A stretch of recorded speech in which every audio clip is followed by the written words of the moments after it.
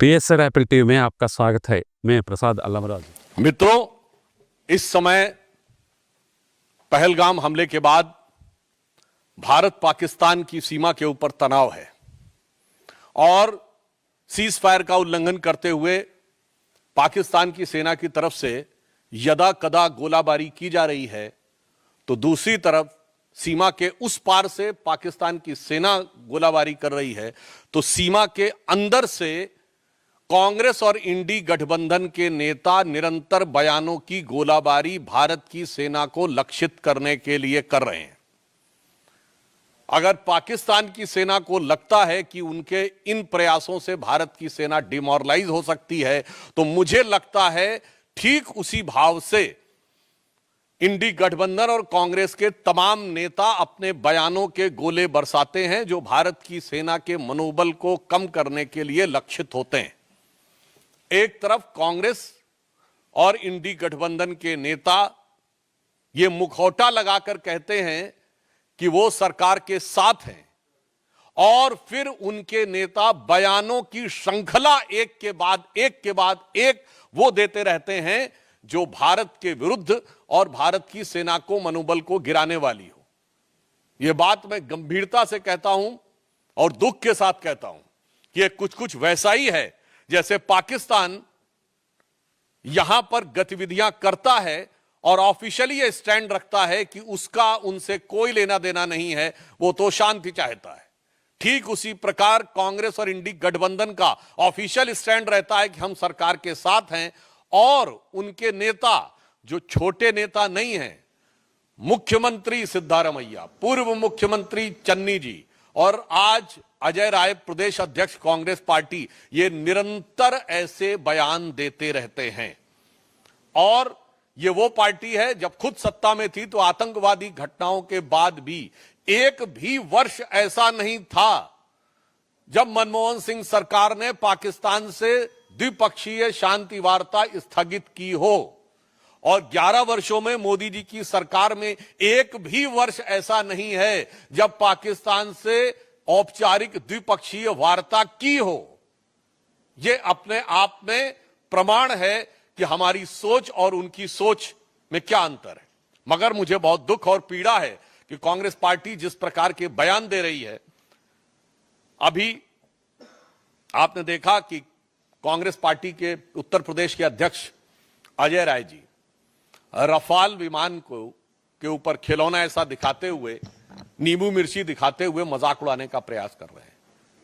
मैं देश की जनता से कहना चाहता हूं कि कितने दुख की बात है कि मात्र एक दिन पहले इसी ईस्टर्न यूपी में गंगा एक्सप्रेस वे के ऊपर रफाल ने लैंडिंग की और उड़ान भरी। यानी यह सीधा संदेश था पाकिस्तान और हमारे देश के दुश्मनों को, और उसी क्षेत्र में उसी गंगा के किनारे बैठकर कांग्रेस पार्टी का प्रदेश अध्यक्ष उसी रफाल विमान का मजाक उड़ा रहा है। इससे साफ हो जाता है कि कांग्रेस की मानसिकता क्या है। और यह भी मैं कहना चाहता हूं, हां सच है कि भारत के तमाम क्षेत्रों में एक मान्यता है कि नींबू मिर्ची बुरी नजर से बचाती है, परंतु आज भारत की सेना को पाकिस्तान की बुरी नजर से बचने की जरूरत नहीं है, क्योंकि पाकिस्तान की सेना भारत की सेना को डरी नजर से देख रही है, और ये इंडी गठबंधन और कांग्रेस वाले बुरी नजर से देख रहे हैं। तो आज वास्तविकता में ईमानदारी से कहें तो भारत की सेना को हमारे इन विपक्षी दलों के, कांग्रेस और इंडी गठबंधन के दलों की बुरी नजर से बचने की जरूरत महसूस हो रही है। जहां उस रफेल की गर्जना से पाकिस्तान थर्राया हुआ और डरा हुआ महसूस करता है, वहीं ये लोग उसका मजाक उड़ाने का प्रयास करके सेना का मनोबल गिराने का प्रयास करते हैं। और मैं कांग्रेस पार्टी से कहना चाहता हूं, बिल्कुल यह सच है कि जब रफाल आया था तो हमारे रक्षा मंत्री राजनाथ सिंह जी ने फ्रांस में जाकर उसके ऊपर स्वास्तिक बनाया था। शायद इनको पता नहीं है, भारत की सेना में बाकायदा धार्मिक शिक्षक नियुक्त होते हैं।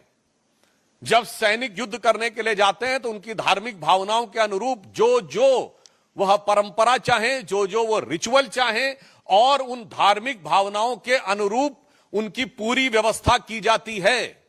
मैं कांग्रेस पार्टी से पूछना चाहता हूं, इसमें किस बात का मजाक उड़ा रहे हैं? हिंदू धार्मिक आस्थाओं का मजाक उड़ा रहे हैं कि चूंकि राफेल के ऊपर स्वास्तिक बनाया गया था। उधर पाकिस्तान की सेना कलमा पढ़ने की बात करती है और ये लोग हिंदू धार्मिक भावनाओं का मजाक उड़ाते हैं। इन्हें पता होना चाहिए कि भारत की सेना की जो तमाम रेजिमेंटें हैं उनके युद्ध उद्घोष पूर्ण रूप से धार्मिक भावना के ऊपर आधारित है।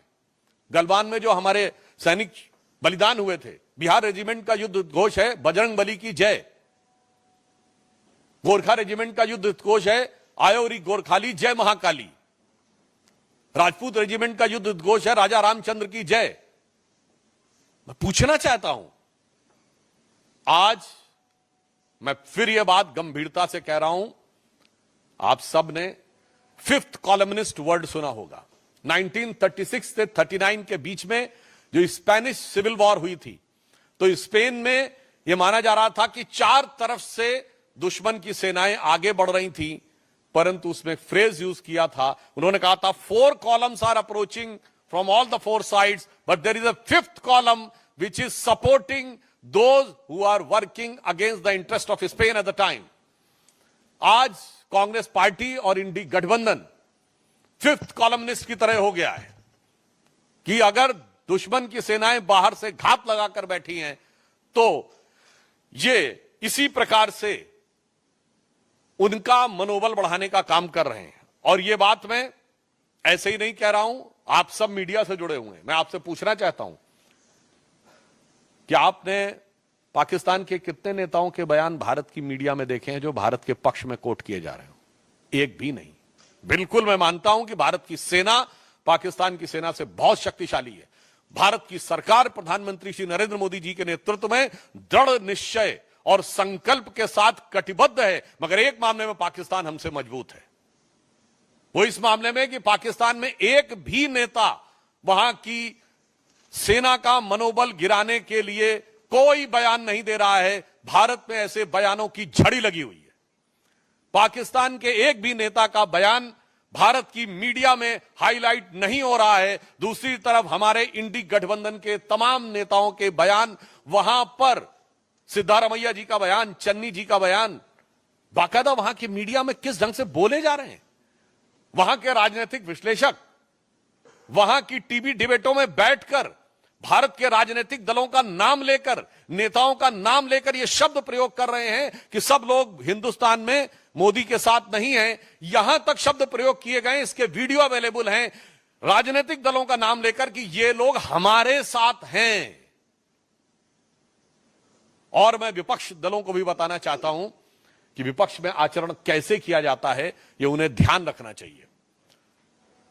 2010 या 11 या 12 की बात है जब पाकिस्तान के तत्कालीन प्रधानमंत्री नवाज शरीफ ने हमारे तत्कालीन प्रधानमंत्री स्वर्गीय मनमोहन सिंह जी के लिए आपत्तिजनक शब्दों का प्रयोग किया था, देहाती औरत और जाने किस किस संदर्भ में बोला था। उस समय हमारे वर्तमान प्रधानमंत्री और उस समय गुजरात के मुख्यमंत्री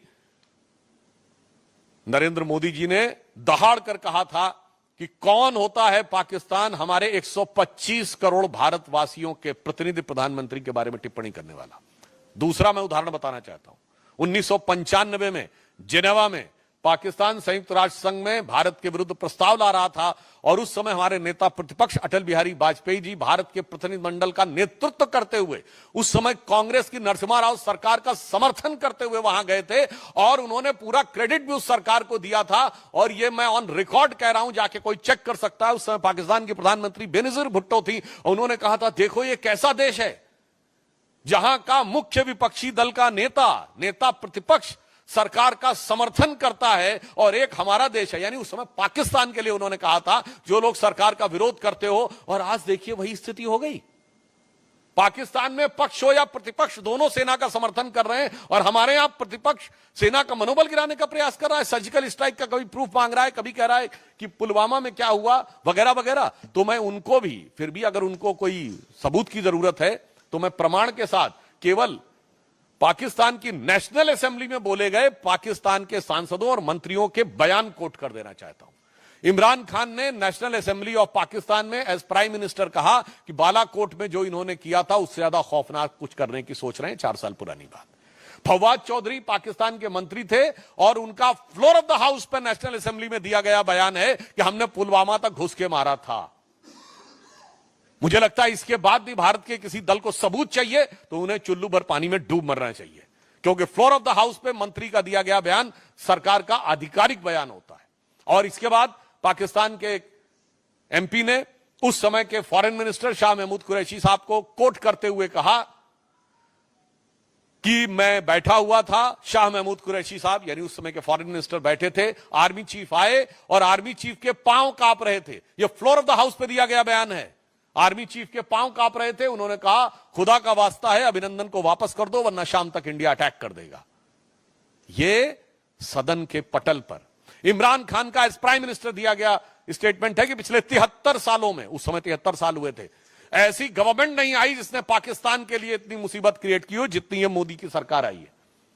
जब सिद्धू गए थे तो उस समय रैली में बोला था इमरान खान ने एज प्राइम मिनिस्टर की जब तक आप लोगों की सरकार नहीं आएगी तब तक हालात नहीं सुधरेंगे। और यहां के मंत्री, पूर्व मंत्री रहे मणिशंकर अय्यर जी ने कहा था मोदी को हटाने के लिए आपकी सहायता की जरूरत है। और मैं एक और फैक्ट बोल देना चाहता हूं, सैफुद्दीन सोज साहब कांग्रेस पार्टी के अध्यक्ष रहे हैं जम्मू कश्मीर के।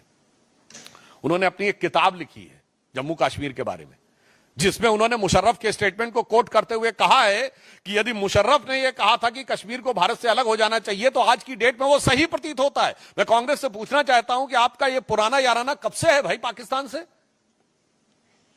क्या आपको मुशर्रफ का बयान सही लगता है?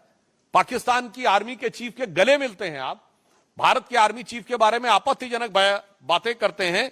इसलिए मैं स्पष्ट रूप से देश की जनता को संबोधित करते हुए कहना चाहूंगा कि देश के अंदर और बाहर सरकार और सेना पूरी दृढ़ता के साथ, कूटनीतिक दक्षता के साथ जहां संकल्पित होकर खड़ी है। इस समय भी रक्षा मंत्री जी की जापान के रक्षा मंत्री से वार्ता चल रही है, तो दूसरी तरफ विपक्ष के द्वारा जिस प्रकार का घटनाक्रम किया जा रहा है यह अपने आप में बहुत दुखद है, निंदनीय है, भर्त्सना योग्य है।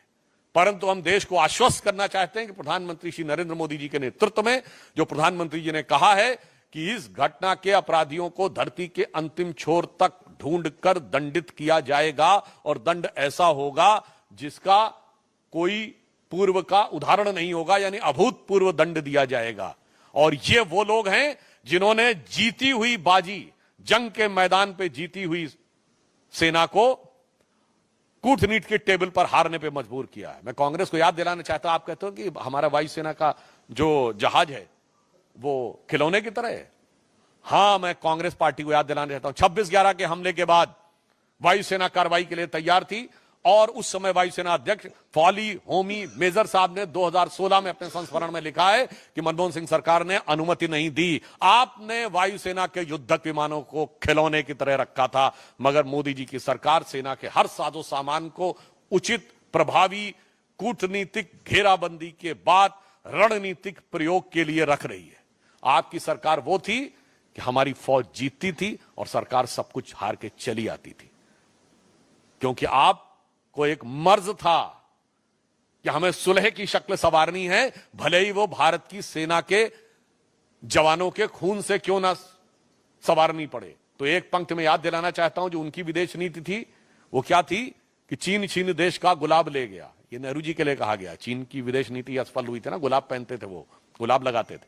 चीन छीन देश का गुलाब ले गया और ताशकंद में वतन का लाल सो गया। और ये सुलह की शक्ल को संवारते रहे, जीतने के बाद बाजी हारते रहे। मगर अब सरकार वो है जो जंग और कूटनीति के मैदान दोनों के ऊपर प्रभावी उत्तर देने के लिए तैयार और कृत संकल्पित खड़ी हुई है। फिर भी मैं कांग्रेस पार्टी से अनुरोध करूंगा कि कृपया इस संवेदनशील समय में सेना का मनोबल गिराने और राष्ट्र का मनोबल गिराने की हरकतों से बाज आए। सेना के जहाज को लेकर किया गया व्यंग नहीं, यह भीतरघात होता है। मैं विनम्रता और दृढ़ता से कहना चाहता हूं कभी भी युद्ध या युद्ध के समकक्ष स्थिति में बताएं जब हमारी पार्टी ने विपक्ष में रहते हुए कांग्रेस पर कोई व्यंग या तंज किया हो। और मैं पूछ रहा हूं इतने अधीर क्यों हो रहे हैं भाई? अभी कितना वक्त गुजर गया है और इनकी पार्टी 26/11 के हमले के मात्र 9 महीने बाद जुलाई 2010 में शर्मल शेख में पाकिस्तान से ज्वाइंट डिक्लेरेशन साइन करती है जिसमें बलूचिस्तान भी हिस्सा होता है और कहते हैं कि टेरर अटैक से टॉक्स प्रभावित नहीं होंगी। अजय राय जी को नहीं पता हो तो मैं बताना चाहता हूं, हवाना में जाकर मनमोहन सिंह सरकार ने कहा पाकिस्तान आतंकवाद से पीड़ित देश है। इसलिए मैं कहना चाहूंगा भाई, बोलने से पहले अपनी फितरत देख लो, अपनी हिम्मत देख लो और उसके बाद देखो कि इस सरकार ने क्या हिम्मत दिखाई है। मुझे लगता है कि जो वैसे ही जैसे अभी कह रहे हैं कि हम सरकार के साथ हैं और उसके बाद भी उनके नेता अनाप शनाप आपत्तिजनक बयान दे रहे हैं, उसी प्रकार 84 के दंगों के मुख्य आरोपियों को लंबे समय तक मंत्री, सांसद, विधायक और तमाम प्रकार की चीजों के नवाजिश रहमो करम देने वाले लोग अगर आज ये कहें तो यह साफ नजर आता है कि ये मुख नहीं मुखौटा है। और सिर्फ इस पे नहीं, उनको तो स्वर्गीय राजीव गांधी जी के उस बयान पे माफी मांगनी चाहिए थी जिसमें उन्होंने कहा था बड़ा पेड़ गिरता है तो धरती हिलती है। ये 84 का दंगा नहीं था, पहले मैं बात कह दूं। दंगे में अक्सर 2 वर्गों के बीच में होता है जिसमें दोनों समुदायों के लोग मारे जाते हैं। यह नरसंहार था जिसमें दंगाइयों के द्वारा भी एक ही समुदाय यानी सिख मारे गए और पुलिस की गोली से भी एक ही समुदाय यानी सिख मारे गए। और उसके बाद भारत के प्रधानमंत्री ने कहा था बड़ा पेड़ गिरता है तो धरती हिलती है। तो पहले वो सही कर बता दें राहुल गांधी जी, आप सही कि आपके स्वर्गीय पिताजी सही? ऐश्वर्य Jain. I think whatever the statement given by the Congress party and Rahul Gandhi, now in the backdrop of these statements given by from Ajay Rai to Channi to Siddharamaiah to there are n number of statements. It seems that that is nothing but a mask to cover the real and ugly face of Congress nefarious design to find out some political opportunity or some appeasement politics even at this hour of crisis. अंकित गुप्ता। मुझे लगता है कि ये statement Bilawal Bhutto ने दिया था कि अगर पानी रुकेगा तो खून की नदियां बहेंगी। तो ये बात मैं पहले कह चुका हूं, रिपीट कर देना चाहता हूं। हमारी सरकार अब बहुत साफ है कि हमारी तरफ से खून और पानी एक साथ नहीं बहेगा। अब आप तय कर लीजिए कि आपको खून बहाना है या पानी पाना है। जैसे कांग्रेस की सरकार में होता था कि शांति वार्ता आतंकवाद से प्रभावित नहीं होगी, हमारी सरकार ने कहा आतंकवाद के साथ शांति वार्ता नहीं होगी, तो भारत का खून और पानी एक साथ नहीं बहेगा। और वैसे भी बिलावल भुट्टो को याद रखना चाहिए कि उनकी मां बेनजीर भुट्टो ने अपनी किताब डॉटर ऑफ ईस्ट में चैप्टर नंबर 2 में पेज नंबर 25 पे लिखा है कि during our childhood we were told that we descended from the Rajput clan of Hindus. तो मियां बिलावल, आपका खून और पानी दोनों ही हिंदुस्तानी है। तो बहाने की बात से पहले जो अपनी जुबानी से निकाल रहे हैं उससे पहले अपने खानदान की कहानी समझ लीजिए। अनीता जी। देखिए यही बात है, अगर पाकिस्तान में सर्वदलीय बैठक या सत्र बुलाया जा रहा है तो वहां कोई विपक्षी दल वहां की सेना या सरकार के खिलाफ नहीं बोल रहा है, न डायरेक्ट न इनडायरेक्ट, न प्रत्यक्ष न व्यंग, मगर यहां पर उन बयानों की झड़ी लगी हुई है।